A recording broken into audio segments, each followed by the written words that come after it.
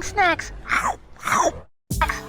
What's going on, everybody? Your boy Sin is here along with Coop and Jokes, and we're here for another Spoiler Boys. Spoiler Boys! Yes, gentlemen, we are here to discuss the long-awaited Flash movie. This movie is ending out the DCEU as we know it, as we get ready to head into James Gunn era. So this is closing everything out. But before we get into it and spoil this movie for everybody out there, first off, how are you gentlemen doing? Doing good. Great. Good. Are you all ready for this? Yes, sir. Yes. Okay. First thing I would like to know is where are we at on our grading scale as of right now before we start talking about it. Coop, we'll start with you. 1 to 10. Where you at? 1 to 10. I'm gonna give it a low 7 and a high 6. Okay. Jokes, what about you? Right now, I'm sitting at a 7. By the time we finish this, I could potentially be at an 8. I enjoyed. There's some issues, but Okay. I really enjoyed the movie for what it was. But I'm at a 7, possibly an 8 by the time we finish this discussion. Okay. I'm more so in line with Coop. I'm at like a 6 or a 7. Mm-hmm. I can be easily swayed either way because I have, like we said, there's issues. There's things that I enjoyed, but there's issues, that we can just discuss. So let's just start at the top with how the movie opens up. You know what I'm saying? Nice big action sequence. Barry is trying to get to work. He's late, typical Barry stuff. And he is running on E as far as food. And you can see he's like Jones and like, I need something to eat. And this guy behind the counter is wanting to make conversations and taking forever to give me my food. My metabolism is too fast for your mouth right now. Yeah, exactly.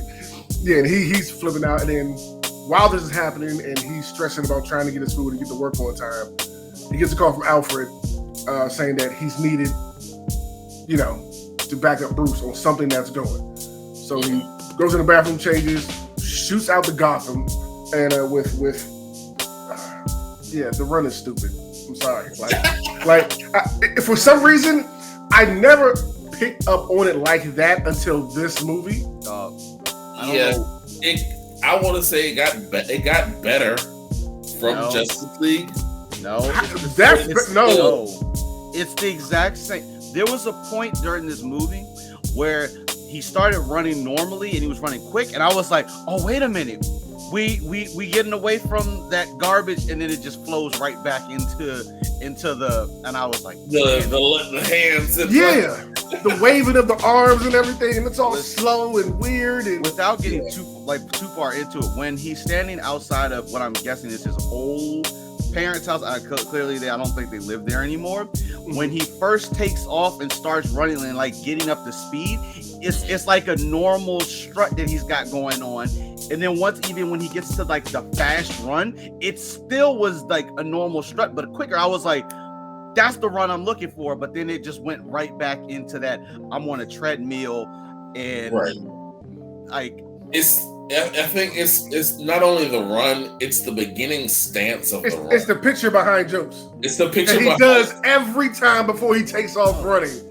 It is so irritating. I'm not gonna lie, how they tried to like show the title and everything, I thought that was pretty dope. I thought that was cool. But it is the stance, it's the getting ready to run situation. It's like I ain't never seen a Flash do that ever. If there was a point, like I don't want to say we'll be on this forever. No. If there was an explanation, like to say that because of the way that I run and generating the electricity and the extra thing, I have to, the stance is for like a grounding or something. And then, the arms, it could just be like, hey, this is balancing out the energy. If there was something like that explained a little bit why, I would probably be okay for it. He did explain the run. I think it was like behind the scenes in Justice League. He was like, he kind of wanted to like flow with like behind the scenes don't count. That had to be explained and on screen. That is a dumb explanation. I wanted to flow. Saw somebody I think it was some famous person that was running, and he was like trying to copy that person, but it doesn't work with the Flash at all. No, it didn't. And when he started running normal himself, and then it was still the same style. I was like, oh, you know what? He runs like that for real. Never mind. That's just how. Oh yeah, when he was slow down, he was trying to do it. I said the same thing, jokes. I'm like, that's fine. Whatever. That's really how you run. Like, okay, you just run like an idiot.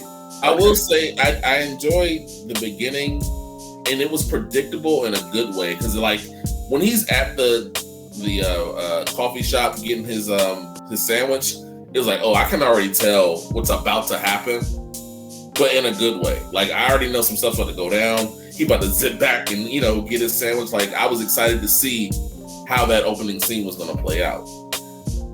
Speaking of that opening scene, as far as I go, with him going out to Gotham to help Batman with the massive building, hospital, getting ready to collapse, all that stuff, I could not stand none of that whatsoever, and I wondered why I was even in the theater at this point. I was like, I am not cracking a smile. I am not being excited, but the Batman stuff was cool. Him chasing down the Humvee, and I was like, what was this? Yeah. What was this? That was fun. The Bat Cycle was dope with the little engine turning around on the back and everything. I'm like, okay, this is fire. But every time I went to the Flash and him doing something, I'm like, is this supposed to be a serious or a comedic moment? I can't tell with him trying. Yeah, like so when the hospital's like falling, I'm curious. I'm like, all right, how is this about to play out?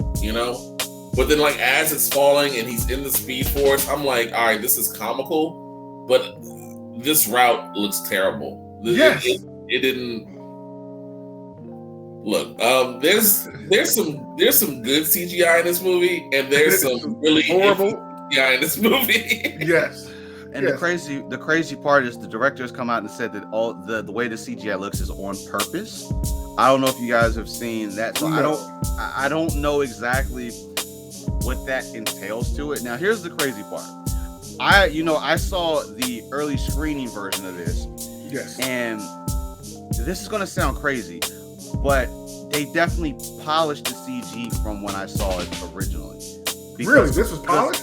Because compared to what I saw here, it definitely looked better than what it did in the other one. So obviously with it being a screening, I guess it wasn't fully polished at that point.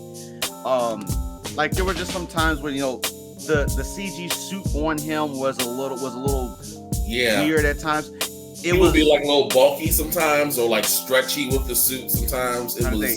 It looked way better in comparison to the screening when I saw it, which is crazy to say, but yeah, I didn't get the whole thing about why. If there's a meaning to this, I'm like, okay, I'm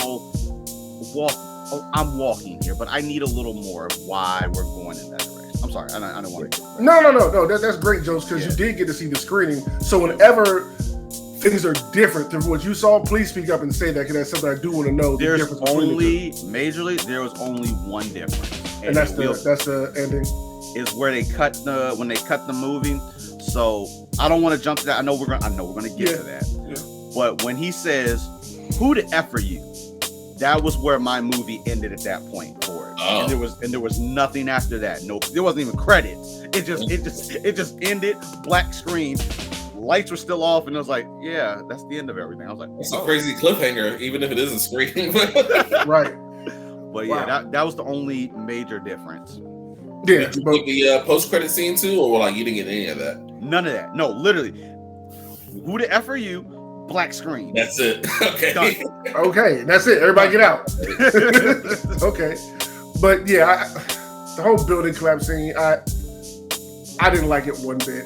Like I said, from the way it looked, as soon as the babies started spilling out the building, I'm like, come on, what are we doing here? And I'm not gonna. It did build up an anticipation. When the babies were flying out the window, I was like, all right, what are we about to do here? I was ready. Yeah, but I'm watching him do it. It's like he's stopping to eat and making it all funny and stuff while he's doing it. Like, no, it's raining babies, literally. Like, can we stop with the silliness and just save the children right now? Yeah. Like, it was just frustrating. And you can see his frustrating, after completing all of that, saying, they use me, I'm like the Justice League janitor or whatever. One thing I did like, though, the fact that they kind of established the Justice League in the beginning of it, like having Wonder Woman show up. You're seeing, Superman's on TV out, somewhere else, helping stuff out. So I was like, okay, that's kind of cool. We're establishing that they are actual Justice League now. They're, using the name and all that kind of stuff. That was pretty cool. So after that, and correct me if I'm wrong, if I'm skipping something, if I missed something, he finally does make it to work late, gets chewed out by his boss, and his two friends / I don't know if they're friends. Like, it's weird. Yeah, it's weird. Weird friend relationship, or like you're hanging with them, but they obviously don't like you and pick on you, and it's what I don't get the point. Yeah, but they're like, hey, come off the office so we can make fun of you real quick. Maybe they're the three weirdos in the office, and like because of that, of them being like to themselves, I guess it melds with them to create this weird relationship. Like I don't. It was weird. Mm-hmm. Now I've got a question for y'all. I don't know if y'all had to kind of separate yourself while watching this. We just recently came on watching Flashpoint Paradox for the movie club, so that's kind of like fresh and pretty sure in everybody's mind. The Flash just finished, the TV show. I know me and Jokes are big fans of the Flash or whatever, so having all that come to the end. Were you having an issue watching it, trying to separate itself from its own entity from the other Flashes? No, I didn't have that problem. I think we've talked about this enough. Like when the Flash TV and CW show was on, and they had announced the movie. Like we were still maybe like 2 seasons and 3 seasons because of how long ago this was originally announced. We were in that spot where it's like, okay, it's weird that now we're gonna have the movie Flash and we're gonna have the CW Flash, but then after a while, it was just kind of like I think it was because of Marvel. Maybe we just started getting into the multiversal type of thing, which really started to make things feel a little bit different. Even though obviously DC has their multiple universes and type of thing, but I feel like that was at that moment where you start feeling like, oh, you know what? Let's run with the TV show and let's run with the movie, see what we got for it. So it didn't really bother me as much. Okay. I did love the Flash show. I did stop watching it early before it ended. I can't even tell you. I think Iris was like stuck in a mirror the last time I saw that show. Okay, that was yeah. That's when it started. That's when it started to go. I was like, go in a bad path. I'm out of here. The crazy part, that was only like 2 seasons ago. If you don't know, it was that was 3 maybe 4. The mirror thing? No. Maybe we're talking about 2 different mirror instances. When she was stuck on the other side, like the mirror side, right? That's after Crisis. The girl tricked her, and that is after Crisis. That's after Crisis. Yeah, that's only like 2 seasons, 3 seasons ago. I might go back and do that. Double check. I think it was. I think what always bothered me, because you're right, Jokes. They did announce a Flash movie while the Flash show was like at its peak, and it was almost like, why are we doing this? We already have a Flash that we know, love, and trust. We bring this guy in, but I am happy that we saw Flashpoint not too long before this, because this is essentially it's Flashpoint, in its own way and everything. But I respect the storyline of how it kind of stuck with that. But I never really did how they did Grant Gustin versus Ezra Miller. Like I always felt like he could have just slid right on into the movie, Yeah. And it doesn't, like I said, with the whole running thing, the stance. Like you watch the Flash show, you don't get none of that. Your boy is running, and it's off and back, like. And there's no stance, there's no weird run. Like that's what Yeah. See, that's what I'm talking about with stuff like that. Then now we're watching it on the big screen, and everything is kind of different, and it throws you off a little bit because we've grown up with him for 9 years on the show. You know what I'm saying? Live action doing it. So, just wanted to throw that out there and just see what y'all felt on it. So, we start getting into Barry and his past, and with his father being in prison wrongfully for his mother's death. How did y'all feel about how they portrayed that in this movie? I'm a little bit thrown off by it. Like, how is his father?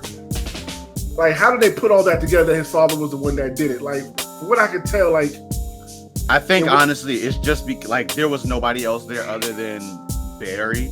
So I know Barry could say that, hey, I saw my father standing outside and he I guess, ran into the house when he heard his mom yell. But I guess obviously with nobody else really being an eyewitness, ain't no ring cameras or nothing anywhere. I can see him well, up to the house. That was, I'm not sure exactly how many years ago technically that would have been at the time for it. Some of those things may not have technically been fully there for it, but I think that probably was really just the lack of evidence and the fact that he found her first. Yeah. So the fact that he like, because in Barry's vision, it's like he's holding the knife kind of like in her chest still. You know, his fingerprints are on. His fingerprints are all over. Granted, it's their knife, so I mean his fingerprints should be on it. All over it. So whatever. Then, like, what I didn't like is like there was absolutely no explanation. That's what I'm getting at. Yeah, absolutely none. You know, like until proven innocent. That's all. Don't want to skip ahead to the movie, but you know, he had his court case, all that stuff happened. But like, there's been so many cartoons. There's been the show, obviously, that explained, you know, Barry's mother's death, and it's just like they just showed it, and then that was it. You get. There's no. They leave always you like, the reverse flash. That does. Yeah, they leave you like SVU. It's just like she stabbed. He goes to jail. Dick Wolf. Yeah. Yeah, I'm sitting like, how do we get to this point? Like, was it the reverse flash? Or, no, just a random dude just did it. A random dude who ran in there, stabbed, and left. Like, who just. Yeah, like. Yeah. Oh, that threw me off. And also, what threw me off was Iris. Like. To me, it felt like they just shoehorned it in almost, like their whole thing or whatever. Like, I wasn't necessarily feeling the whole chemistry between them like that at all times. Maybe at certain little small moments, but just their initial interaction, everything just felt kind of weird to me. Y'all? I mean, I think that was, oh, go ahead.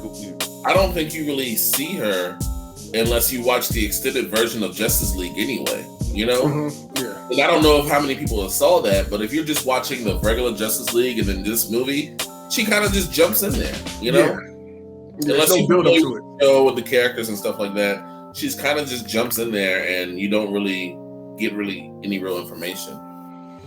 And which could be a little bit of a play on the fact of these are technically characters we would be familiar with from, like, say, the Flash television show, other things. So there could have been a play on that. But I do think that initial interaction they had, I think it was designed on purpose to kind of be a little bit of a weird confrontation, because it seemed like obviously she was there to really talk to Barry, but she was really there at that point because she wasn't really there to be like that reporter type thing. Because when she saw him come, you know, out of the building, they were interviewing his boss outside, talking about their rates of approval, whatever it was for him. But when she saw him, and they kind of like, I think that just, the case, and then she went over, not fully thinking about it, and just went into like reporter mode. So I think that initial interaction was kind of supposed to be awkward like that because of the way that she was trying to present herself initially. Right. I completely hear you. It just threw me off the way she was introduced, and the interaction just felt weird. It was a little, it just felt weird. But, you know, after that, the trial's it's not going good with the trial. Barry has this tape that I guess Bruce Wayne helped him acquire, of the surveillance video from the grocery store to prove that his father was not there. He was at the grocery store picking up a can of tomatoes. The problem with it was his face. He never looks up at the camera, so they can't really say if it's him or not. So he's trying to use this technology from Bruce to see if he can clean up the video, but it's not necessarily working. So that's kind of like their last ditch effort to hopefully get his father off. It doesn't go through. You know, his father give him the speech like, "Look, we knew this was a long shot. Don't worry about it. It is what it is. We'll face the music together when the verdict comes down." And of course, Barry's getting emotional, all that kind of stuff. And while talking to his father, he kind of ends up at his old house, like you said, Jones, and is kind of staring at it. Gets emotional and starts running and goes back in time. Like, okay, so that's how we explain time travel with this Barry. He catches attitude and he runs back in time. Okay, let's keep pushing forward with this. I'm not going to ask y'all to go too much in detail with it. What did y'all think of how time looked like when it slowed down, when he's going to the Speed Force and going back in time? I thought it was very confusing. The whole Coliseum looking looking thing, I don't know. I actually liked that. It was it was different. Like, I don't know. I don't think we have like a clear indication of what the Speed Force looks like. I know, like in the show, we've seen what the Speed Force looks like. In comics, we've seen different iterations for it. But for some reason, other than the way the CG looked with like the people going terrible around, terrible. I kind of like the idea of it. You know, he's actually like he's running backwards technically in the whole entire thing, which so I thought it was a cool play on the whole time thing. I didn't quite understand like some of those scenes. I just didn't understand why you just didn't put the actual scene in and like just duplicate it. Granted, I edit stuff, but I'm not on that level type of thing. But why didn't we just take like the scene of them doing it and just kind of work it around? But same thing. I'm guessing it was designed to. It seems like to be like this on purpose. Maybe there is some explanation that we are just not going to get until ages. No, maybe we'll never. This is the end of everything. We're not going to get it. I agree with you, Jokes. Like I love time travel movies. So cool. Honestly, I love time travel movies. So I do find it interesting, the whole Coliseum scene. You know, it was like he was running so fast to the point where he's actually running backwards to pick a scene in his life to choose where to go in and out of. That was pretty interesting, but it you're right. It was the CGI of the Coliseum that kind of really threw everything off for me. Mm-hmm. I wasn't mad at the whole Coliseum thing, but it was like everything outside of it, how it looked. It looked really, really bad. You know, but other than that, like I wasn't mad at it, you know? Yeah, I wasn't mad at it. I just thought it was confusing. And I can see that. To look at. And yes, the CG was horrible at that moment. Probably the worst in the movie, to be completely honest. But yes, he goes back in time. Like, oh my gosh, I can do this now. So that's when we get the scene where he goes back and he's sitting down with Bruce in the alley and he's, hey, I can do this. I can save my family. I can save your family. And Bruce like, nah, don't mess with any of that. You can really screw us all up. Yeah. Right. And he said those scars, like I think the main thing he said, like, listen, those things that happened made us the way that we are. It's like, as soon as he said that, it was like obviously if Bruce's parents don't get killed, we never get Batman. I had Spider-Verse in my head the whole time. Yes, that's one of the points you can't change. You can't change it. But yeah, he kind of reluctantly is like, all right, I understand, you know. So yeah, he ends up going out with Iris. So as they're talking and being their awkward selves, and he's trying to get his apartment clean before she comes over and all that kind of stuff, something in the conversation triggers something with what Bruce said about you can't, like, if you do, you can't go back and interact with yourself. You can't be like actually like involved, stuff like that.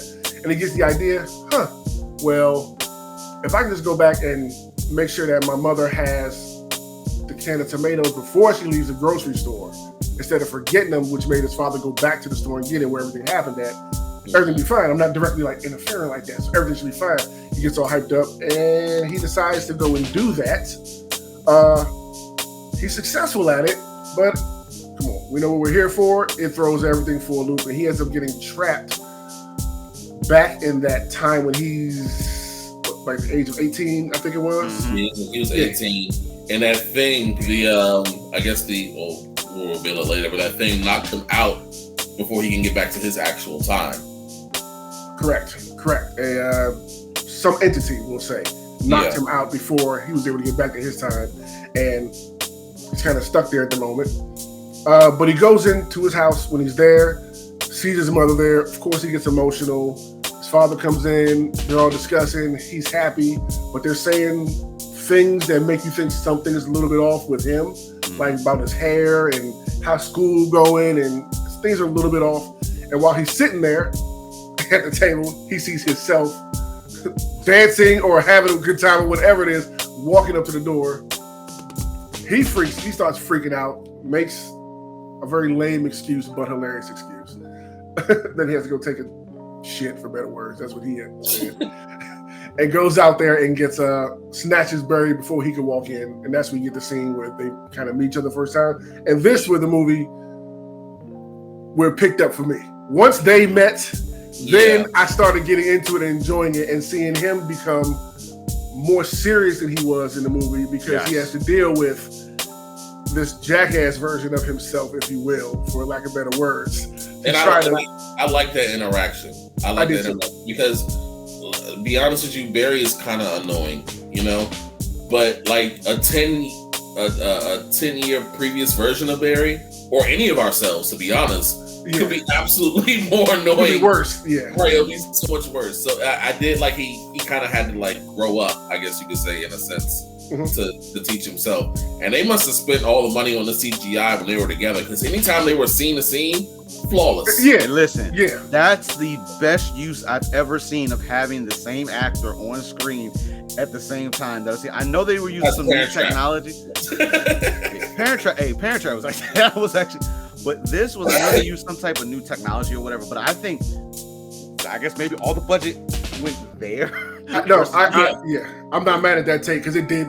Like I never had a problem with them two on screen. Not one. Yeah, anytime they were like face to face or beside each other, it looked flawless. It really did. So I'll give them that. Yeah. So Coop, break down this scene when they're in his bedroom meeting and they're trying to figure out what the heck is going on for the first time with their meeting. All right. So I thought it was pretty hilarious. You know, he's interacting with himself, and like younger Barry is really not even fully paying attention. It's almost like as soon as he heard superpowers, it's like, no, do that thing. Like, do that. He's not listening at all. My man's laugh. Yeah.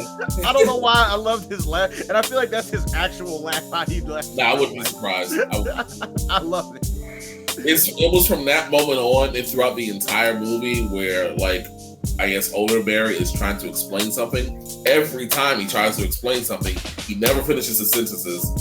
Like he just goes and do it. By young Barry doing something or saying something that make it so much worse. Now, the part I found hilarious in that scene is when he's like, I have to knock him out. Like, how hard can you knock someone out? I was dying laughing. That was funny. You have to hit somebody to make them forget. Like, I'm just trying to calculate this in the mean of doing it. Yeah, that was pretty funny. And then he comes out. This is the same day as I get struck by lightning, so we gotta go. We gotta recreate that right now. You know. Yes, to make sure that I still have mine. Yeah. That was cool. That was pretty hilarious. Not gonna lie. And of course, they go to CCPD where it all happened at.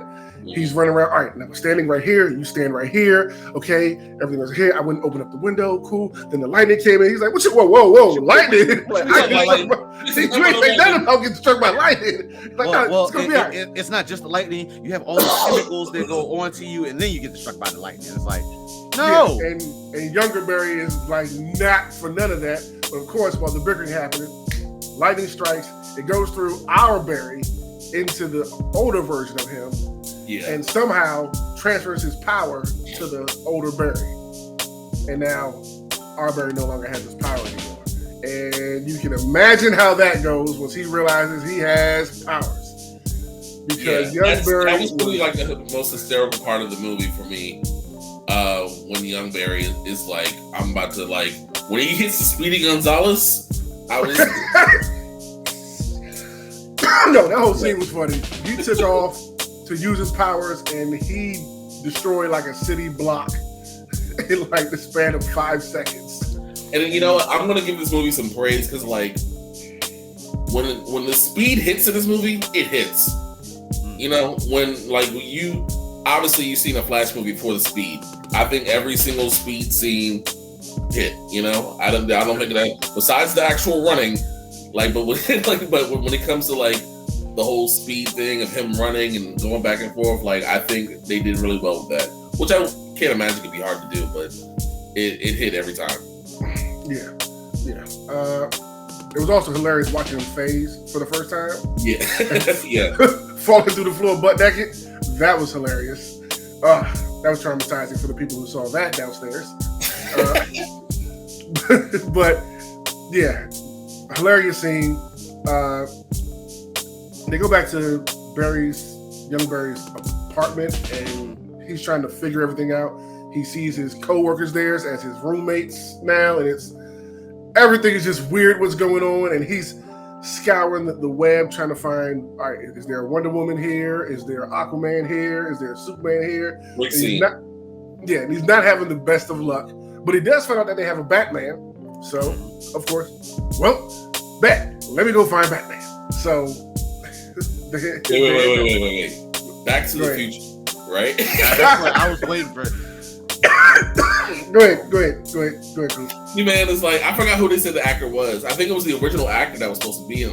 I think it was. That's what I was thinking too. I think it was actually the original actor, and they was like, no, he's like Michael J. Fox. He said Michael J. Fox for Footloose.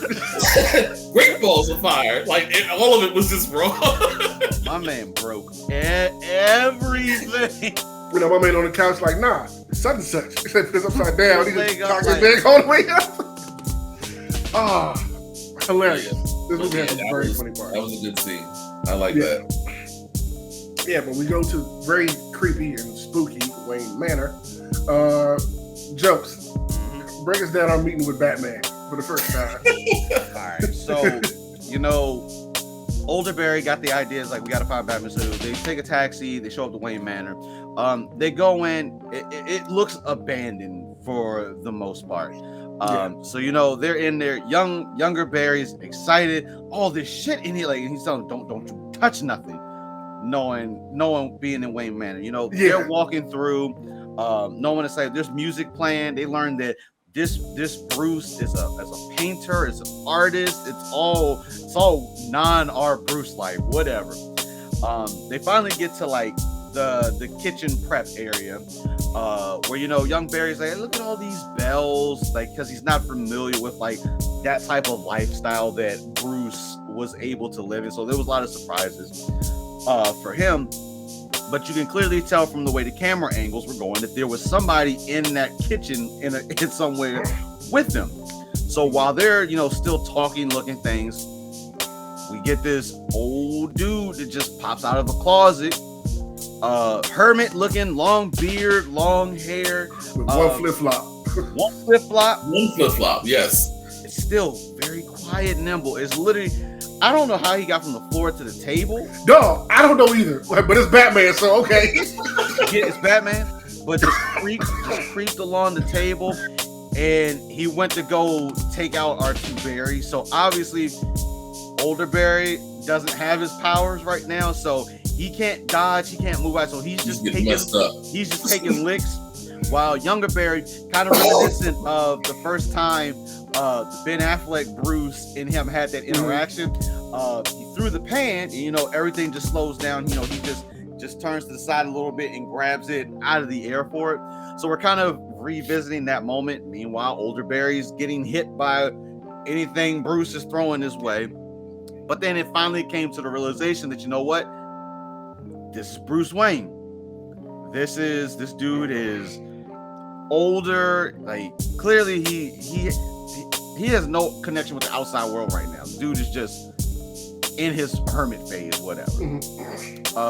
So once they kind of things settle down, my man was just like, food or whatever, like hungry, and he starts preparing some type of food. Spaghetti. Two Barrys are there. Older Barry is explaining to Bruce, exactly certain things that have occurred. And, he tells him that, hey, I'm from the future. This is myself. I've come back.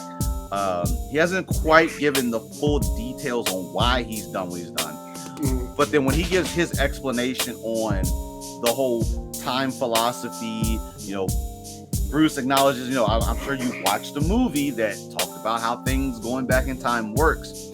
And I was like, okay, we're about to get another time explanation.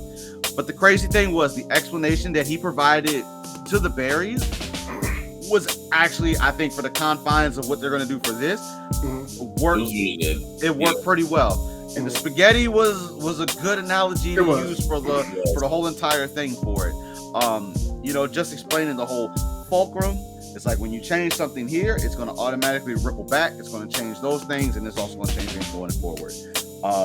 He asked Bruce for help to try to get him to get back to his time, and Bruce is just like, I'll pass. He's like, I'll pass. He really doesn't want to. He acknowledges that. The crazy thing is, Gotham City is now the safest city like in the world. Hey, that took me back. Like, what? Really? And I was like, so he's like, Batman wasn't needed. So I don't know if that was Batman did what he needed to do that got the city organized, or if the city actually, politicians, all that type of stuff, just got themselves together and did it. But either way, it got to the point where Batman just at that point was just no longer needed.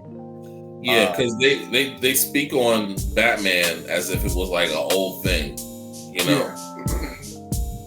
So they don't really say how long it's been, but clearly, like you said, he's just not needed anymore. He's older, which is what, and Barry did allude to that, which we said even like the Ben Affleck one. Like, why is this Bruce like so like he's like a veteran at this? He's like, he acknowledges that he was older than even what Bruce Ben Affleck's Bruce was in there for it. So just breaking of time. We get to see the Batcave. You know, that was Bruce didn't take him. Two Barrys had to go to the Batcave. He had to get young Barry to phase through the well. I thought it was interesting that we're still, the well was used, I know, with the Christian Bale version of Batman. Yeah. So I thought that was kind of a little bit of a head nod to that, using that whole entire thing. But we see the Batcave. Young Barry, of course, having the time of his life, seeing the Batmobile, while older Barry is, trying to, do some research. He's trying to find where Superman is, but Bruce has the back door into NASA, all these different government organizations, but he can't find anything. But this was when they had like their first real fight with one another. That was a good scene. I thoroughly enjoyed that scene where, younger Barry, you clearly can see just he takes everything for granted. He has his mom, he has his father. His mom does it. And we have to note at this point, younger Barry doesn't know that their mother gets killed. Yeah, he still has no idea why older Barry is actually in his time. Yeah. But we see that fight between the two of them, kind of to take us a little bit back when they were in the bedroom. The stuffed monkey that Barry's mom, of course, gave them as a young child. Younger Barry was using it like as target practice on a dartboard. So older Barry really took a little offense to that, and that was kind of part of the reason why he coveted that. You saw he coveted that monkey in back, before as being that from that gift from the mom. But initially, they kind of reconcile in that moment. He's like, older Barry, admits that, hey, I'm not good with people. I'm not good with myself. Like, yeah, I think older Barry told him something, and he was like, "Yeah, geez, mom, whatever," and that's what triggered the. That's what made him snap. Yeah. Wow. Very, very dope. It felt like a natural dialogue situation, natural argument. So it was a good with yourself. Hey, listen. Like on multiple fronts here. The fact that he probably when Ezra recorded that scene and having to do it, essentially two separate times, like you're yelling at nothing, and to do it, got to give them props because that's put together. There's two scenes like that in this movie. I thought both of them were great. We'll get to the other one, Very well, but fast forward to the end of that scene.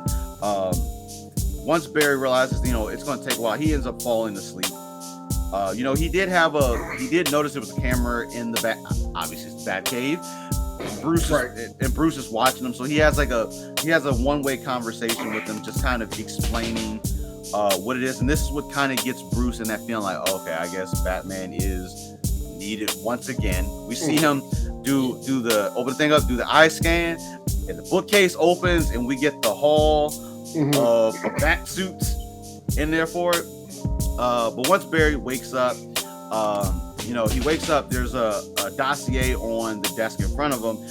Everything is highly redacted in this dossier, but it was essentially the location. As usual, Batman knew the location of this, we'll say, a super-powered being that was being held in Russia. And that pretty much ends that whole entire thing with them saying, we gotta go see if we can find Superman. Yeah, great scene. Like you say, yes, they leave to go find Superman, who happens to be in Russia.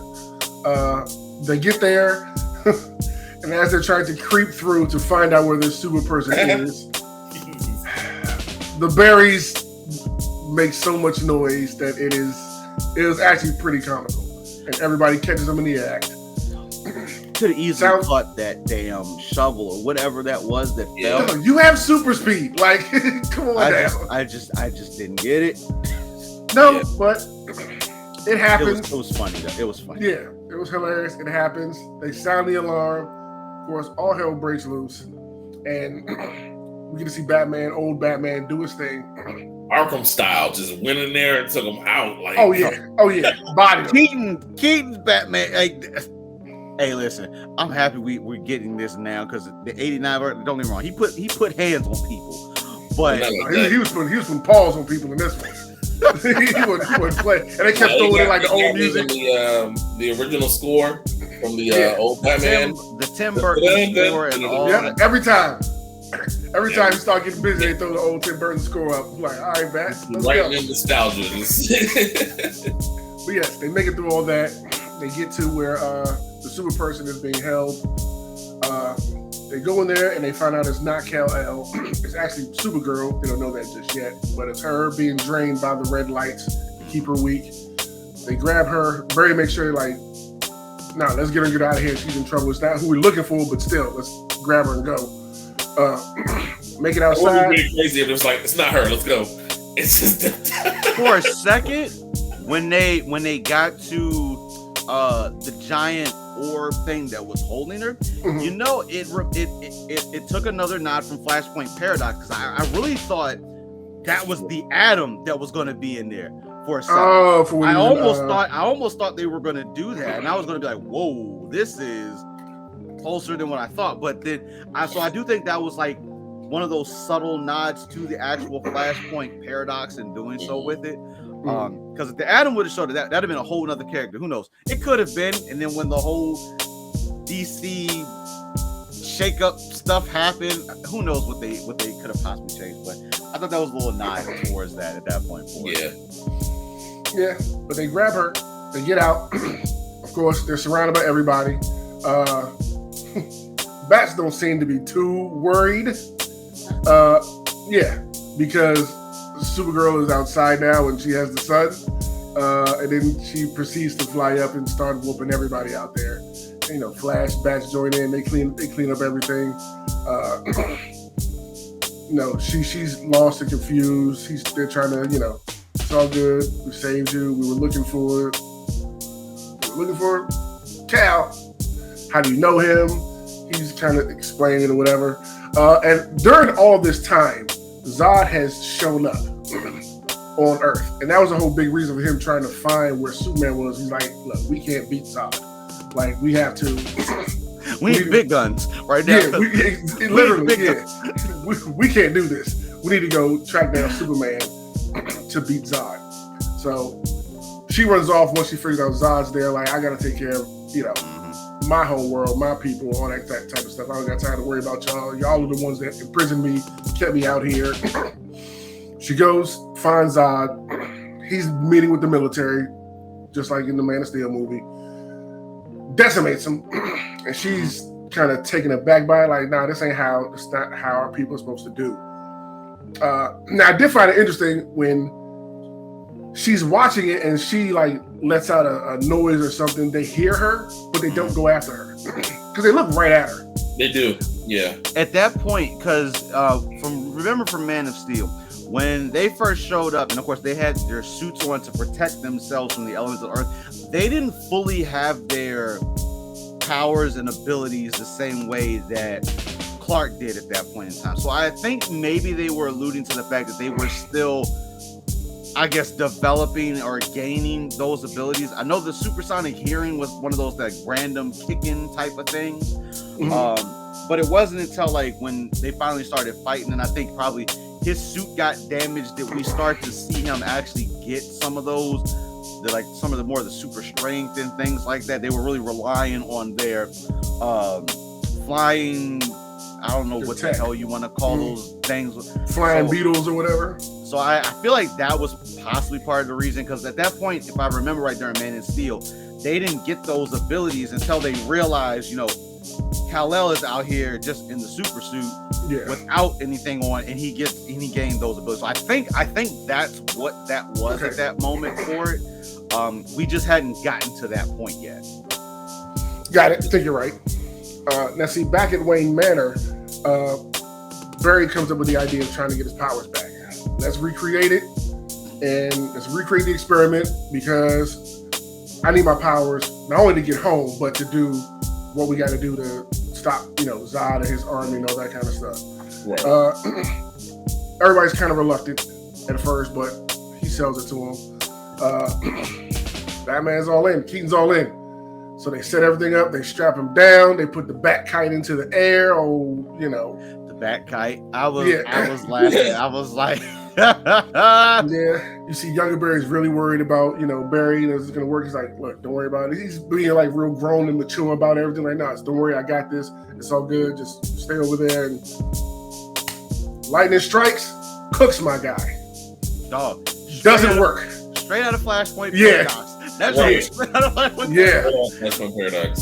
Cooked my man. And of course, they're worried about him. Younger Barry tries to go over to him. He's kind of burnt to a crisp.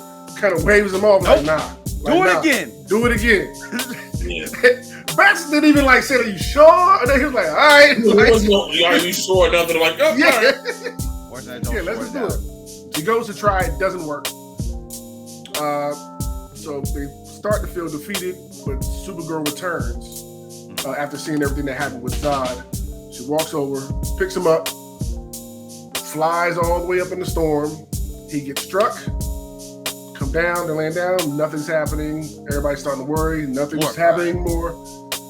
Finally, his body starts to heal. He gets his powers back. It's all good. He thanks Kara for coming back to save him, to help him out. She's like, you saved me. I'm gonna help you, take down Zod. I'm like, okay, we kind of got a Justice League together. Yeah. We still need a Batman. You in to help us finish this? Hit him with the let's get nuts. You want to get nuts? Yeah. Let's get nuts. Let me say that thing I said from the. Hey, you got to do it. You got to pull something. They have to find some type of line or something for him to say. And yeah. So, and also hilarious during the scene while Barry is getting set up to be electrocuted to get his powers back. Younger Barry decides to put his own suit together and takes an old Batman suit. Yeah. And he's spray painting lightning bolts and spraying it red and everything. The part when he's cutting off the bat ears, we all busted out laughing. That was hilarious. With a little razor blade cutting them off. So now he has his outfit, and now we're heading on to the big fight with Zod. They go out there, and it's off to the races. Kara is beating the snot out of Zod for a good portion of that fight starting off. Because we know how things end up, but she was whooping them. Your man looked like Wile E. Coyote stuck on a wall. Hey, yo. She just bashing him. I thoroughly love seeing all that. Bat is staying in the jet. He's flying around, trying to take out what he can from the sky. Barry and Barry seem to be having a little rough time because now that Barry's got his powers back, he's trying to show. He's trying to teach in the moment, in the moment of this is a real fight. I need you to know how to do these things right now. Yeah, that kind of bothered me a little bit. But why so?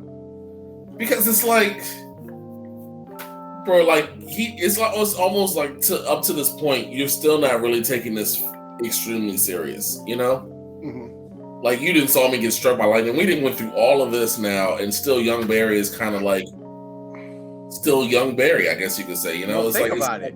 My man is getting the things that probably happened to older Barry, over maybe a couple of years. My man is literally getting all this within the matter of probably a few hours. Yeah. So straight crash course. I'm not expecting my man to just immediately turn on that.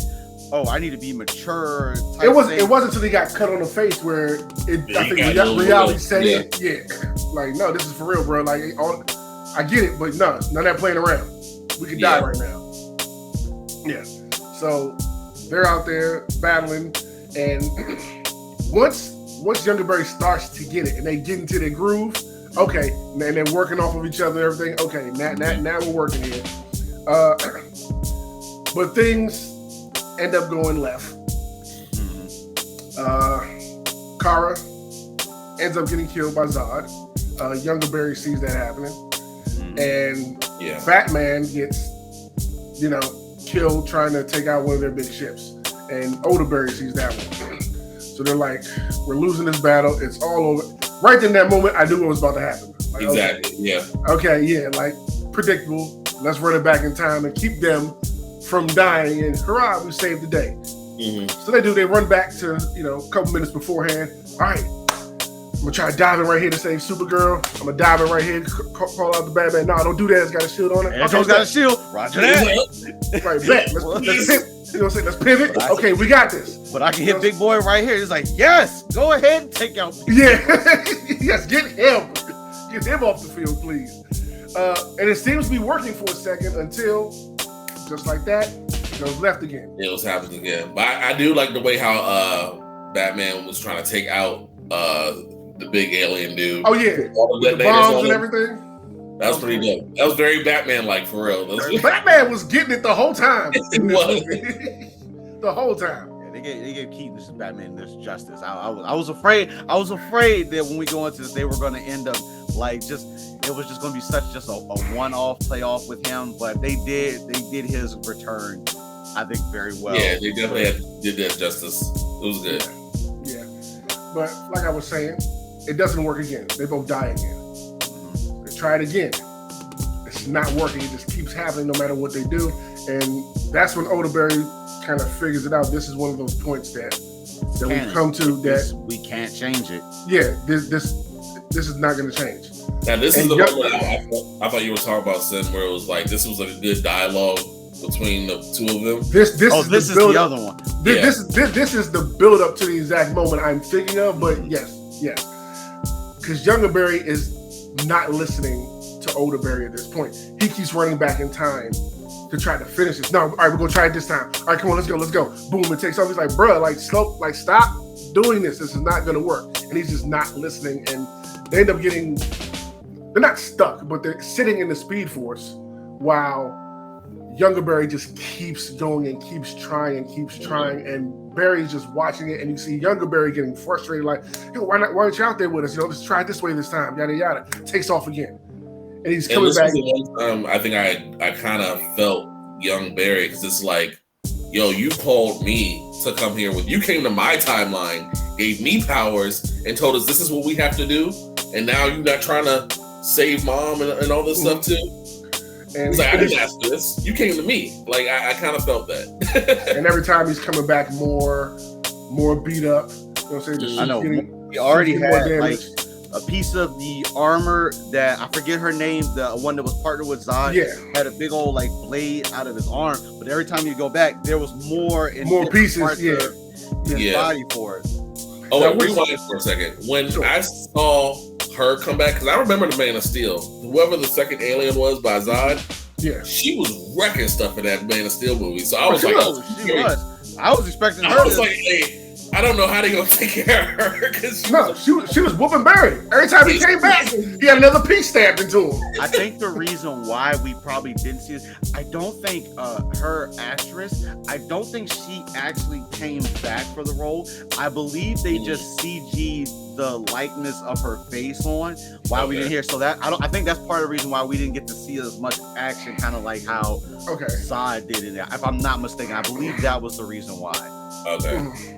Yeah, but all this is going on, and Younger Barry finally says to older Barry, I know my mother died. I overheard the conversation that you had with Batman. I know what happened, and he's getting more frustrated because Barry is not helping him try to save everybody.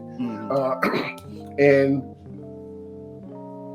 we find out that entity that kind of pushed him out before shows up. And it's young Barry at the time. It's been years of him. Yeah, it's been years of him doing this exact same thing. He has not stopped yet trying to save everybody. And he swears he's getting closer. Still saying, we can do this and all that, yeah. And he basically is the Reverse Flash, we kind of find out at this point.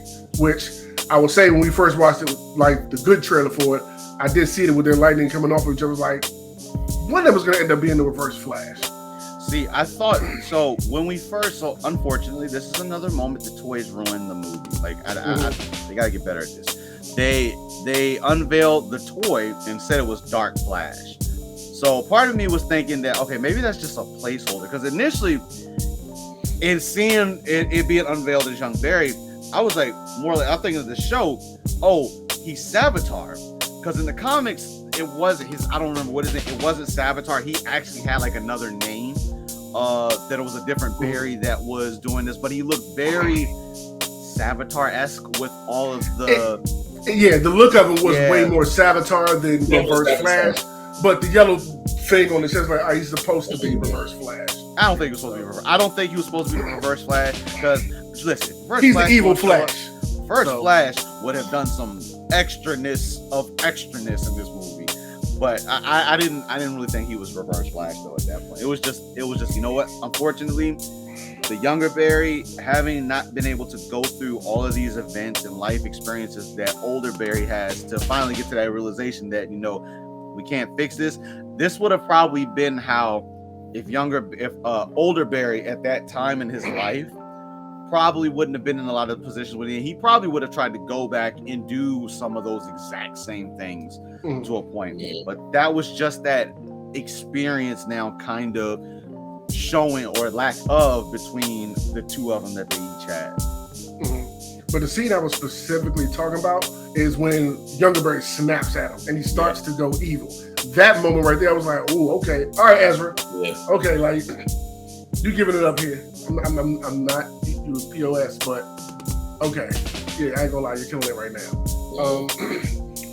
So basically, they're having that discussion, and the Dark Flash goes to kill Barry, and Young Barry jumps in the way to save him, which cancel each other one out.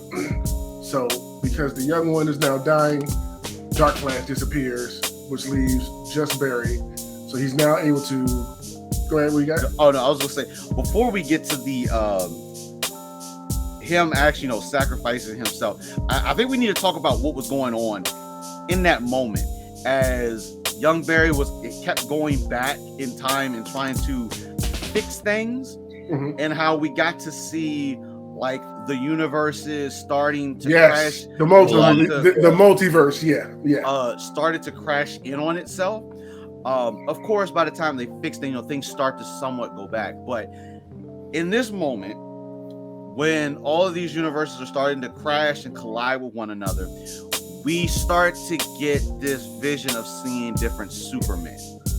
So clearly they're trying to bridge like all of these different DC things all together. So, you know, we get to see the original Superman from like the 60s, I think, when that came out. We get to see him.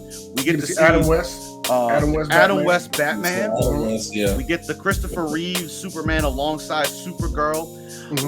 Now, as we're going through this, the one that I was not expecting. No, bro.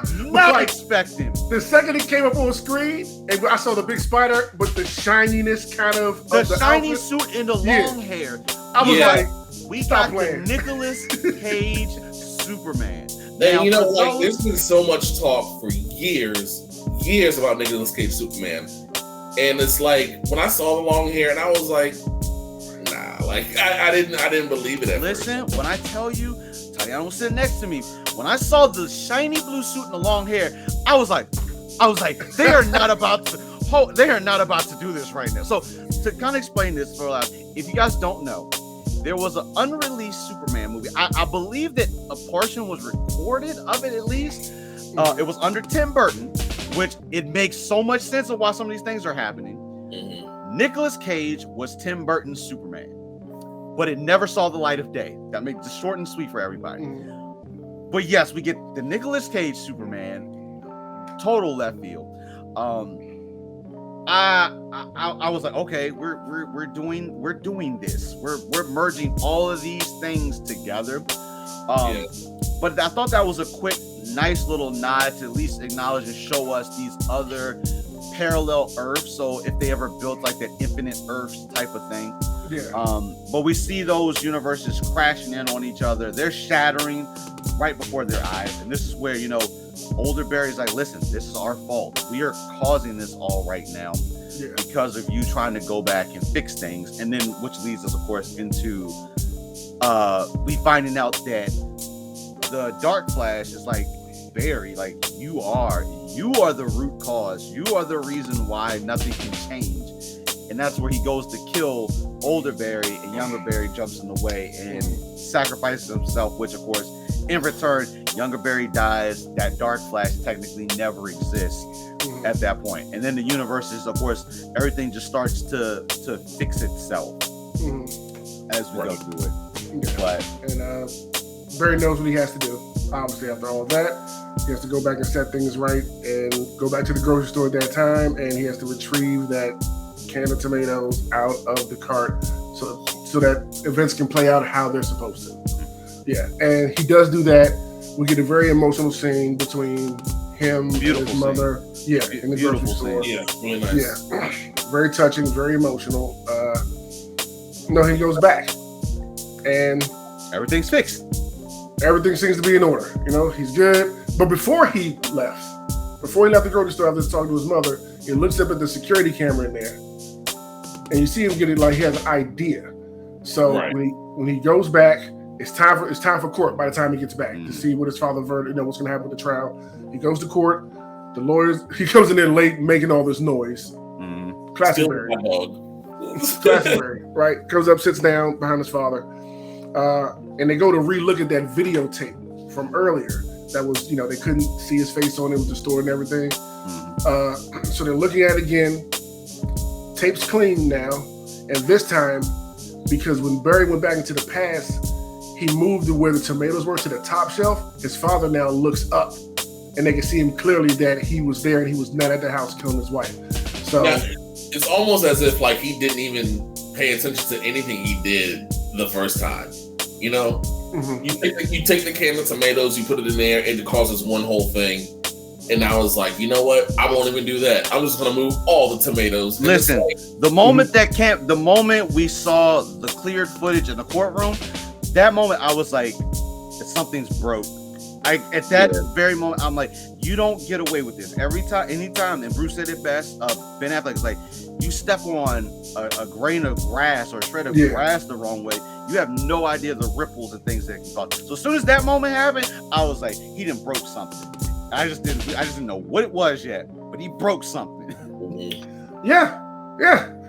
He got pops out, kudos, but we learn everything isn't quite the way it should be. He leaves the courthouse. He meets up with Iris. She's, you should take me out on a date sometime. Like, yeah, okay, yeah, I can do that. Hey, bet I get the girl, type of thing. You know what I mean? Like, things looking all good for me. Pops out of jail, bet. You know what I mean? I put everything back together good. I got the girl. Bruce, gives Bruce a call. Did he call Bruce or did Bruce call him? No, Bruce called him. Okay, yeah. Bruce called him. Bruce called him. He's talking to him. I gotta tell you this. Yada yada yada. You see Bruce's car pulling up.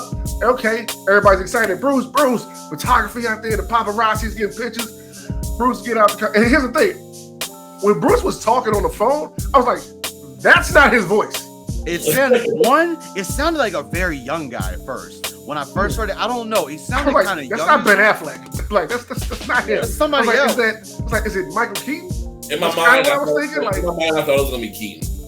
That's what I thought it was. Yeah, I thought it was Keaton. But as he walks through the crowd of paparazzis and walks up to Barry, it is George freaking Clooney. And the theater lost their collective shit. Lost it. Everyone lost it. That's my son, because he didn't get it. Right. Like, what's going on? And I'm like, I'll explain. I went to because I had to go to a late showing, so it was a handful of people in there in the theater, but collectively there was only like a handful of us that understand. Now, I'm in the theater and I see him on screen, and when I tell you, I yelled out, "Oh fuck!" as loud as humanly possible in the theater. Tatiana was like, no, like, do you see this right now? Do you see what's on screen right now? Yeah. And it's funny because, when we saw the screening and when they cut it at that moment, I joked with her. I was like, oh, it's George Clooney. not being serious in any shape or form. Just because I was like, as much as I was thinking, you know what, Christian Bale. A lot of people, Christian Bale's on that 50-50 wavelength. A lot of people love that Batman, but then you're on the other side. A lot of people hate that Batman. When I tell you George Clooney, and here's the thing, once we realized that he was Batman, do you realize every other thing that just popped in my mind? The fact that, Tim Burton's Batman is now completely canon in this DCU. I was like, Arnold Schwarzenegger is Mr. Freeze. Uma Thurman is Poison Ivy. Jim Carrey's the Riddler. I was like, I will take Jim Carrey coming back as the Riddler right now. Nah, we're done after this Flash. We're done after this Flash, but that was a great nod. And I understand why they did not want to show anybody in any of those screenings that ending. Because it's not an after credit scene. You know what I mean? No. It's just the ending of the movie. Right. That would have broke, because people can't keep their mouth shut, would have broke the internet. Yeah. Well, it kind of is right now. Yeah. But yeah, that's pretty much how the movie comes to a close. We do have an after credit scene. Did you all see that? Yes. Yes, I did. Yes. Aquaman. I think that was a funny moment. I'm guessing this is supposed to solidify that Jason Momoa is still. It's hard to say.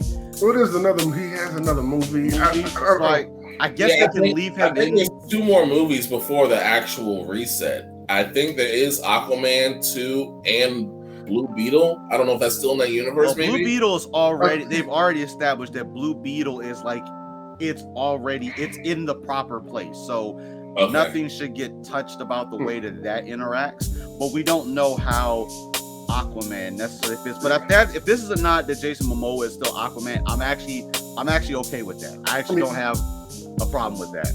Basically, the after credit scene is just Barry and Aquaman, Arthur, leaving a bar, and Arthur is completely drunk. Like, he's 3 sheets to the wind, and Barry is trying to explain to him what he's just been through, and Aquaman he's gone. He's trying to carry giant ass Aquaman through the streets back to his apartment, which ends up falling in a massive puddle face down. I'm home. I'm good. Face down in the water because my man can breathe on the water. So that scene reminded me of the I forgot which cartoon it was, which DC cartoon it was, when Arthur was drunk and he was talking to that lobster, and he was like, "Yeah, man, I feel your pain." Like, it sounds like a Family Guy moment. It sounds like Robot Chicken. Robot Chicken or a Family Guy moment. One of the two. But yeah, so before we get out here, of course, we got to revisit the scores again and find out where we're sitting at. Coop, where are you sitting at after our discussion? You know what? I'm just going to say it. I'm just going to give it a 7. I'm just going to give it a 7. Like, the movie was decent. You know, I'm going to be honest. From the beginning, I didn't really like Ezra Miller as Barry Allen. Because it was not the Barry that we knew from the past show. Mm-hmm. It doesn't relate to any Barry from the cartoons or anything like that, you know? But, I mean, you got what we got. We put this together, and it ended up being still pretty decent. So, 7. Jokes? Yeah, I'm good with the 7, right at the mark. I thought the movie, I enjoyed it to the T. It was just some of those small things that kind of like this, the annoying with the running still or whatever. But Ezra had some amazing moments throughout this that helped. I still think that Keaton's Batman and Supergirl were probably 2 of the best parts about this movie. I enjoyed them the whole way, at least the time that we had with them on screen for it. Just knowing that it seems now within this confine, the DC universe, that George Clooney is now our Batman seeming going forward. There's a part of me that wants to see this cook. Like, I thought George Clooney as the Bruce Wayne, I thought Clooney was pretty spot on as the Bruce Wayne side of things. I think maybe he fell a little bit flat on the Batman side of it.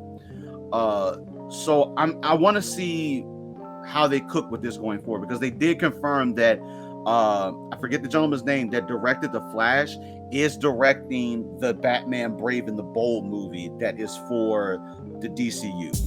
So it does seem like that continuity probably is going to be there, especially if Clooney is that Batman going forward. But overall, this movie, I thought it was okay.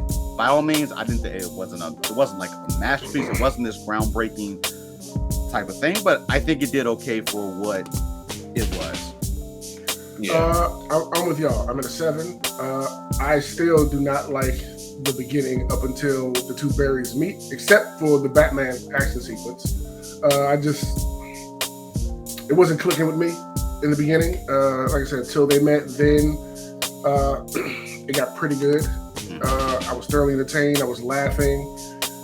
Ezra, like those 2 moments we spoke of, had some dope acting moments in it that was very, very emotional and heartfelt that I completely loved.